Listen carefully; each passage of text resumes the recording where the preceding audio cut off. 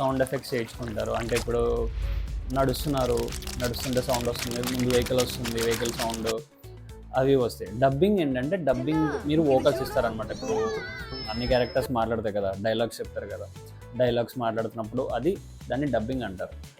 Sound effects వచ్చేసరికి voice like background noises కానీ, crowd noises కానీ, ఫుడ్ స్టెప్స్ కానీ, క్లాక్ సౌండ్స్, ఇవన్నీ కూడా సౌండ్ ఎఫెక్ట్స్ కింద వస్తాయి.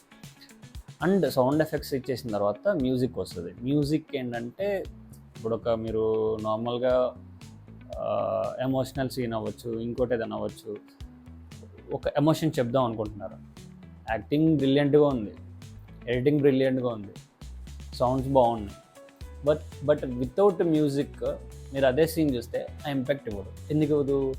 మ్యూజిక్ అనేది ఎన్హాన్స్ చేస్తుంది. ఇంకా వాట్ ఎవర్ మీరు తీసిన ఎమోషన్ ఏదైతే ఉందో దానికి ఒక ప్రాపర్ ప్రాణం పోస్తుంది అనమాట మ్యూజిక్ అనేది. సో మ్యూజిక్ అనేది అంత ఇంపార్టెంట్.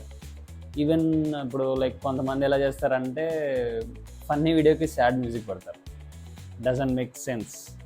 సో అలాంటి యూజ్ చేయకండి. అండ్ ఏదైతే మీరు ఎమోషన్ చెప్పాలనుకుంటున్నారో దానికి తగ్గట్టుగా మ్యూజిక్ని కరెక్ట్గా ప్రాపర్గా యూటిలైజ్ చేసుకోవాలి.